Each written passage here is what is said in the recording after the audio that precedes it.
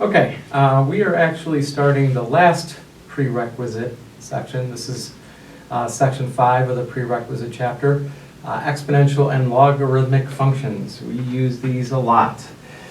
So first of all, we start off with these properties here. You want to get these down. Anything to the 0 power is going to be 1, except one case. A cannot be 0. 0 to the 0 power is actually undefined. Sometimes we sort of gloss over that. That's an important thing to remember. So anything to the 0 power is 1, except for 0 to the 0 power is undefined. Okay.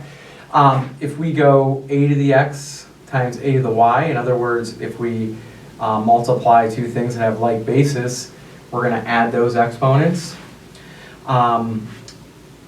3, if we take something to a power and then another power, we multiply those exponents.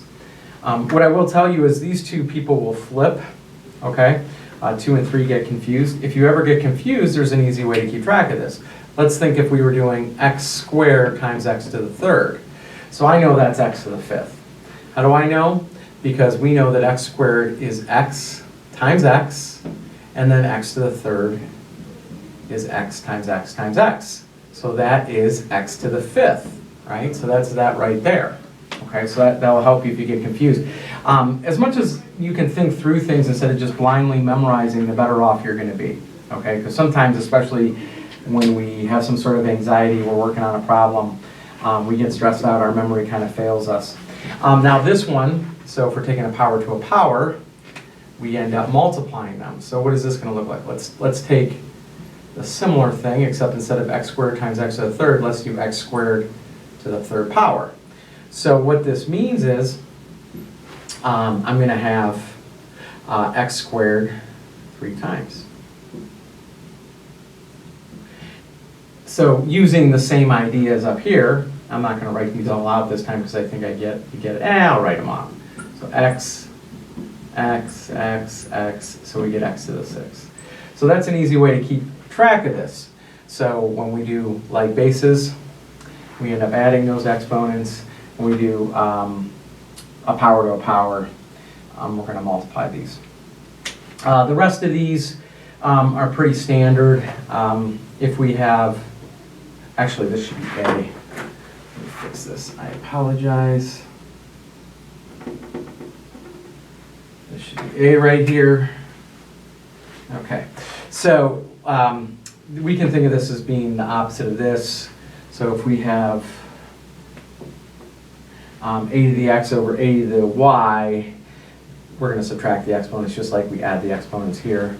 And if you want, you can do a similar demonstration that I did up there. Okay. These two are kind of like we can distribute an exponent through multiplication and division. It's very important we don't get that confused with addition, because some people, if I have x times y over z, and I do that to the third power, yes, I can call that x to the third, y to the third over z to the third. I can do that. So that's kind of a combination of 6 and 7.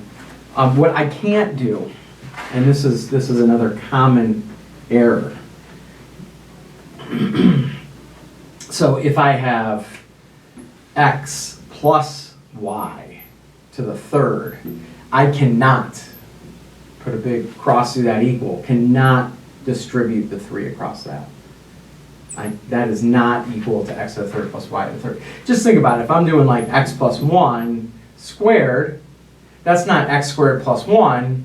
It's equal to x plus 1 and then x plus 1, and then I have to go through the process of whatever process I use to multiply those together. Okay?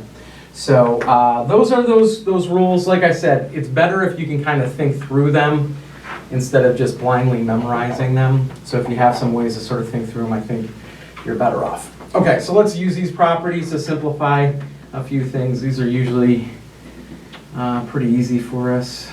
We spend a lot of time in this stuff in earlier classes, Algebra 2, etc. Okay, so let's take a look at these. All right, so 3 to the 0, that of course is 1, because it's not 0 to the 0. This, we have like bases, so dividing, so we're going to subtract those. So this would be 4 to the 5x minus x. Those are like terms, so this would be 4 to the 4x. I could actually call this 4 to the 4th, which is a relatively large number to the x, but that's fine for this. This one we can think of as being a distributed x already. So I can think of this as 2 times 3 to the x. So 2 times 3 is 6. So that's 6 to the x. Okay, so that's pretty basic stuff. Okay, let's talk about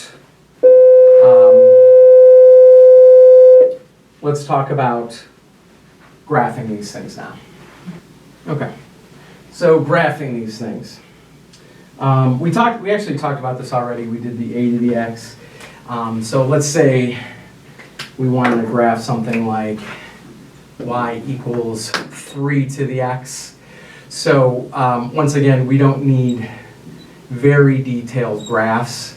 Just show the big details here. Really, when it comes to exponentials, I only care about a couple things. First of all, it crosses at 0, 1. At 1, it's going to go whatever that value a is. So this would be 1, 3. And then it has a horizontal asymptote over here. Okay, so that looks like that. Now, let's say I wanted to graph something like y equals 1/3 to the x. Now, first of all, we want to realize is we can think of this as a base of 3 using negative exponents. So this would be y equals 3 to the negative x, right? Because the negative exponent makes that flip. All right, so what I can do is use this as a parent function, all right? And then I can reflect this. So I'm going to take this, and the negative plugged on the inside means it's going to reflect across the y-axis. So this will stay here. Instead of this point being over here, it's going to go over here. Instead of the horizontal asymptote going to the left, it's going to go to the right. So the same shifts that we talked about earlier are going to pertain to this. Okay. One last thing when it comes to graphing these things, something that ends up coming up a lot. When it comes to exponentials, one of the exponentials we use very, very frequently is e to the x. E is roughly, it's actually an irrational number, so it can't be expressed with a decimal, repeating or otherwise, is roughly 2.718, okay? Where e comes from, and we'll talk about this more when we get into limits, it comes from this equation. Okay, so that gives us e. If you plug this in your calculator just using x's instead of n's, I could use x's there, and then just look at larger and larger values, you'll see it gets closer and closer to this 2.718, and that's what e is. This ends up getting used when we do different things with like compounding interest or things like that, and that's way down the course, but it is a very important number to us. So for instance, if I do y equals e to the x, okay, we know that that's roughly 2.718. You know, think of it as being not quite 3. And there you go. And that is definitely enough detail. Once again, showing that horizontal asymptote, crossing at 0, 1, and then that point 1, and then e. Okay, so you're going to start seeing those e's. All right, so now let's talk about logs. Okay, now logs, and the thing you got to remember about logs is logs are specifically to be the inverse functions of exponentials. So when I talk about y equals log base a of x, okay, just understand that what that does is it makes x equal a to the y, okay? So we can go between those fairly easily. So for instance, if I have a scenario where I have y equals, let's do one we can figure out. Let's do, well, let's say we have 2 to the x, and I want to get at that x value. that's x is equal to log base 2 of y. Okay, so for instance, if I have a scenario where, let's say we know y is equal to 4. Okay, now we obviously know that's going to be 2, but so whenever I see these logs, think of it as, what do I raise this base to get that? So 2 to the 4th, x is equal to 2. So logs are designed to be inverse functions, okay? So they basically always ask the question, what do you raise the base to get that number there? Okay, so let's take a look at logs. Now, once again, we talked about the graphs here. They are the inverse functions, which means if we take an exponential, so let's start with the one we did before. So before we talked about f of x equals 3 to the x. That means f inverse is log base 3 of x. So the graph of f of x equals 3 to the x looks like this. So log base 3 of x. So if we think of reflecting this over the line y equals x, what we end up having, instead of crossing at 0, 1, it crosses at 1, 0. Instead of this point here being 1, comma 3, it's 3, comma 1. Okay, instead of having a horizontal asymptote, it's going to have a vertical asymptote. The one thing I keep in mind when I sketch a log, so let's say I was doing, well, let's do ln of x. So f of x equals ln of x is log base e. It's the inverse function of e to the x. So this is the same thing as log base e. Once again, roughly 2.718. So what does that mean then? Okay, so what that means when I do ln of x, and by the way, this is the most common log we use, so we do want to get used to that. So they all cross here unless we're doing a shift at 1, 0. Whatever that base is, in this case it's e, that's how far we have to go out to get to go up 1 unit. Okay, so once again, 2.718, we're almost to 3, and we get something like this. You may remember that if I leave you with log, just regular log, that's understood to be log base 10. So that would mean if we're graphing that one, we'd have to go over 10 to get that to go up 1. Okay, let's do some properties of logs. I'll tell you where we see this most is we'll get expressions that end up getting simplified using these. And even if we don't have to simplify, we might have to recognize something as a simplified form of one of these. So let's go with ln. ln is the most common log. Once again, log base e. Way down the line, we'll talk about why e is such an important value to us. But unfortunately, it's one of the last chapters we'll do. So if you have ln of x times y, it's ln of x plus y. So then, of course, if we divide, it will be subtraction. Once again, these work for any logs. And the final one, and this is the whole point, this is the strength of logs. If I have a value to an exponent, what a log will allow me to do is get that value down. And that's really the power of logs. It allows us to get at exponents, especially if they're like unknown or something like that. And these will work for any log base A. They'll work for any of those. Okay. So let's take a look at how we might use these. One of the things that we are interested in occasionally is doing some sort of expansion.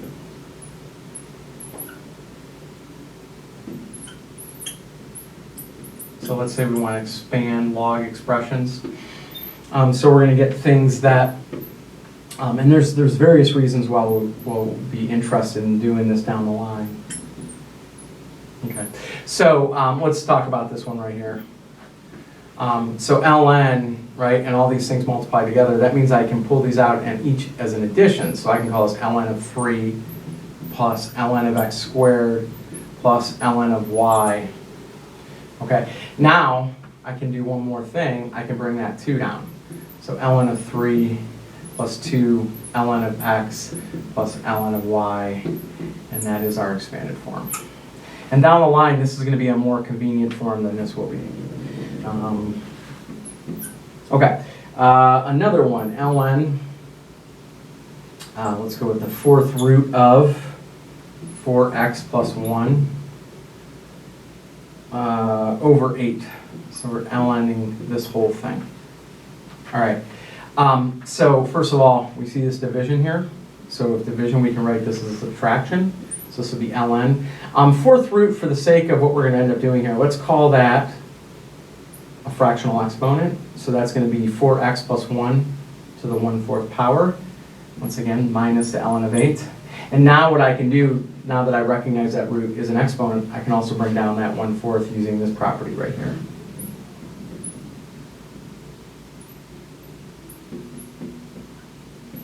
And there you go. Just some points I want to make. Notice I didn't break this down any further. You can't. A common error, once again, big time no-no, if I have something like ln of xy, I can't think of that as like something I could distribute. You cannot call this ln of x plus ln of y. Don't do it. So big no-no there. Okay. So the next thing I want to do is show how we would use logs to solve. Okay, so let's solve equations. Solving equations. Yeah, let's just leave it at that. Okay, so let's say I have e to the 3x minus 7 is equal to 2. This is exactly the time that I want to use a log. What I want to do is I want to get at this anytime I have a variable and exponent, and it's not an obvious thing. So for instance, if this was like e to something, I wouldn't need logs, but here I do. So I'm going to apply an ln to both sides. I could just rewrite this using ln, but this is sometimes a little bit easier to figure out. This step I'm doing here is certainly one you can skip. So I'm going to apply the ln to both sides. Now what that allows me to do is use that log property to bring that down. So this will give me 3x minus 7 in parentheses. ln of e is equal to ln of 2. Now understand, ln of e, like I said in the past, understand that log is just a question. ln is log base e. So when I see ln of e, I think, what do I raise e to get e? And that, of course, is 1. So ln of e is just 1. So I get 3x minus 7 is equal to ln of 2. I'm just going to solve this for x, so I'm going to leave ln of 2 in that form. So I'm going to add 7. And I'm going to divide that whole thing by 3. So this is actually our answer. If we don't have use of a calculator, we just leave it like this. If we do have use of our calculator, we would want to round this. Now understand that's an approximation because this is an irrational number. We want to round this to 3 decimal places or truncate. You can either round the third decimal place or you can just sort of chop it off there, truncate it. I just go ahead and leave it like that. I always put mine in 4 digits. And really from a grading standpoint, I'm looking for people that round or truncate. In this particular case, it's the same because whether I round or truncate, that would be 2.5643. Now what I mean is, let's say this was 2.5647, okay? In this class, this would be an acceptable answer. This would be an acceptable answer, just sort of lopping that out. Or this would be an acceptable answer. So here I'm rounding that 4 up. Okay, so any one of those would be fine. The thing is we're pretty strict about this. If you only gave me 2 decimal places, you're not going to get full credit there. So just be careful with that.